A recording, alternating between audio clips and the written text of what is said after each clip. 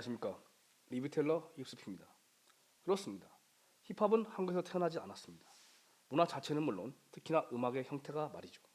그래서 한국에서 국내산 힙합 사운드와 가사는 본토의 맛이 안 나는 문제가 생기기도 하고, 보수적이고 타협하지 않는 리스너 또는 매니아에게 본토 사운드와 비교하여 끊임없이 공격하고 깎아낼 여지를 줍니다. 물론 외국 힙합이라고 정의될 미국 본토 힙합 사운드가 취향인 저희지만, 한국 힙합은 이미 특정 지역의 힙합 음악을 제대로 대표하는 선수로 그 존재감이 확실하며 상업적인 성숙도 완료되어 분명하게 신이 존재합니다. 리스펙을 보냅니다. 그러나 저는 만약 그래도 본토 미국처럼 가난하고 거친 성장 과정을 이야기하고 자신의 폭력적 성향을 반성하며 성찰하고 자신의 불우한 현재 상황에서 탈출하고 싶어하는 욕망을 한국에서 비슷한 느낌이라 낼 수 있다면 어떤 가사와 음악으로 가능할까라는 상상을 멈추지 않았습니다. 이러한 때에 저는 탱의 이 앨범 품바를 만났고, 이런 의문점의 해답에 가까운 단서와 음악을 듣는 참된 즐거움이 이 앨범에 있었습니다.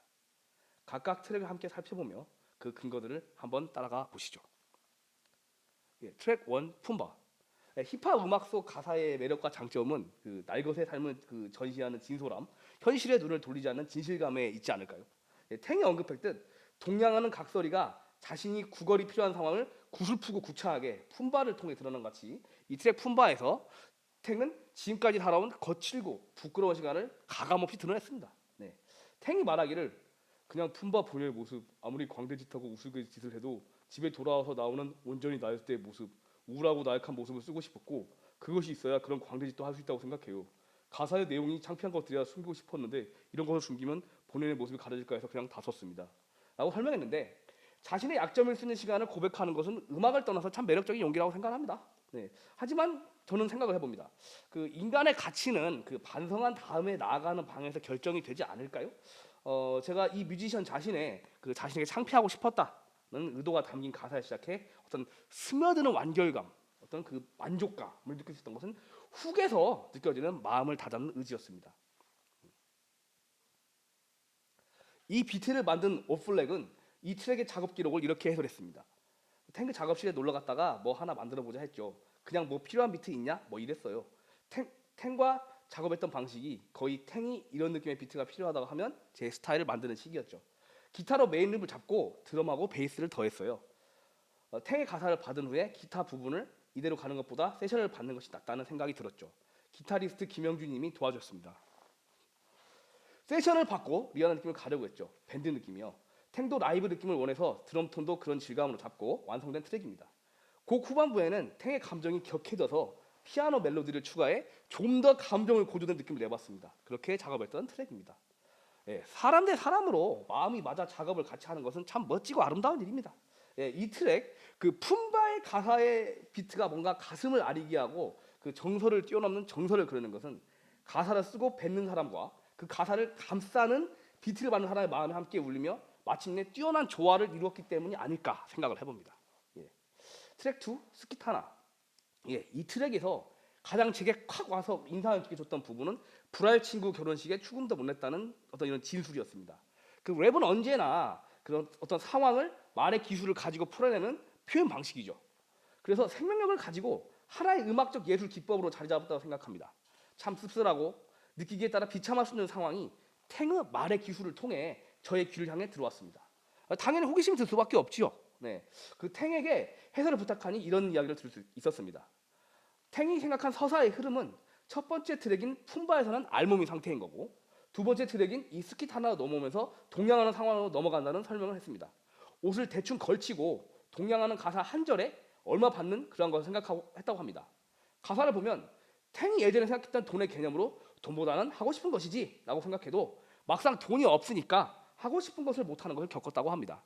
그 불알 친구 그 축음도 못 내는 상황에서 자괴감도 많이 느끼고 그런 경험을 이야기하고 싶었다고 밝히고 있습니다.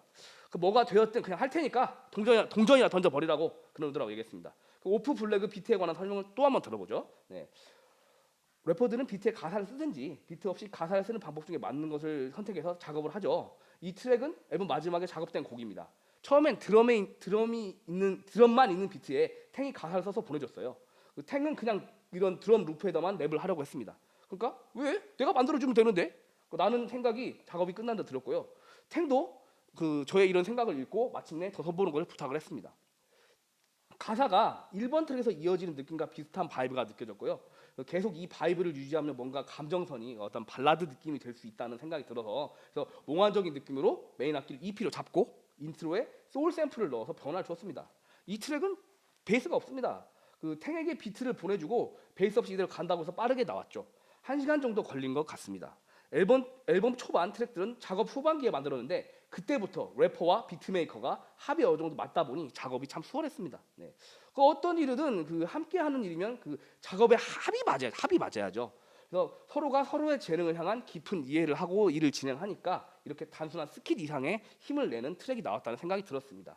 어떤 계속 이어지는 어떤 이런 듣는 즐거움에 대한 듣는 즐거움이 있다 보니까 어떤 다음 트랙을 향한 기대가 커지고 있었습니다. 네. 트랙 3, 네, 리어카입니다. 네. 어떤 앨범이든 특히나 빛나는 트랙이 있지요. 리뷰를 하는 사람 입장에서 특히 저의 어떤 자신의 취향을 제대로 관통하고 있어서 더욱더 그렇게 느껴지는 트랙이 있습니다. 이 리어카가 바로 저에게 그런 트랙이었습니다. 뭔가 이 리어카라는 제목 자체에 잘 어울리는 비트가 우선 정말로 좋았습니다.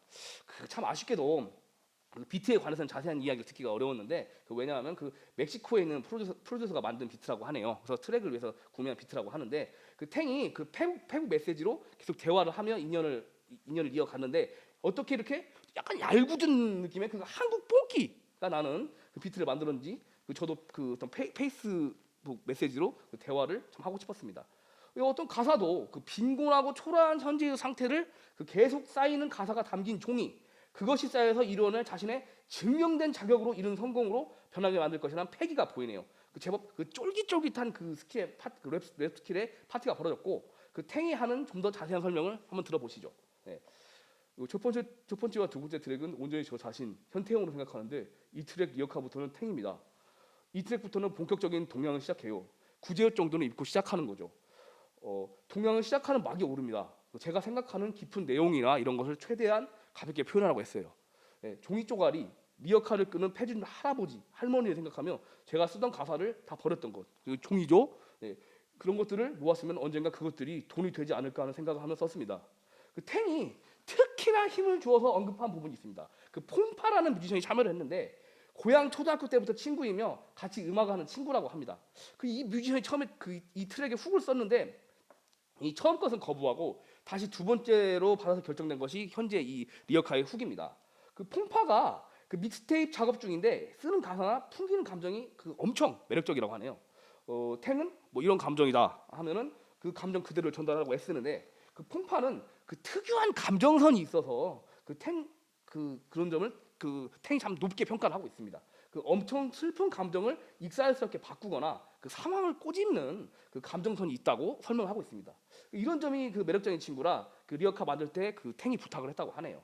그리고 피처링으로 참여한 목소리가 매력적인 로다크가 비슷하게 느낀 것을 이야기했는데 리어카 할 때는 버스도 그렇지만 훅을 만드는 데 있어서 나오는 어떤 에너지가 지나가면서 한 번 본 친구인데 알고 싶다고 얘기를 하더군요. 흐름이 남과 다른 흐름을 가지고 있어서 곡에 어떤 유니크함을 줬다고 LD는 평가했습니다. 탱이 또 말을 더 덧붙이기를 그때 한참 그런 얘기를 했습니다. 분배비면 분배, 트랩이면 트랩 다 똑같은데 이것을 좀 다르게 할 수 없을까? 분배비 오토튠을 써볼까? 이런저런 생각하다가 이런 곡은 한국에 없다라는 생각으로 이 트랙을 만들었습니다. 저는 이 트랙 리어카를 굉장히 좋아하기 때문에 이 자신감마저 참 좋고 멋졌습니다. 원래 LD 파트가 없었는데 LD가 참여하면서 확실히 시너지가 있었습니다. 분위기가 전반적으로 떠 있었는데 중간에 LD가 곡 분위기 잡아줘서 더욱더 좋은 곡이 되었네요. 훌륭하고 탁월한 힙합 트랙은 언제나 개성이 강하고 매우 다른 매력을 가진 힙합 뮤지션이 하나의 트랙을 어깨 동무하듯이 채워 나갈 때 그럴 때 나오는 경우가 참 많죠. 이 트랙 또한 그런 어떤 좋은 과정을 통해서 나온 준수하고 오래 또 계속 듣고 싶은 힙합 트랙이 아닐까요?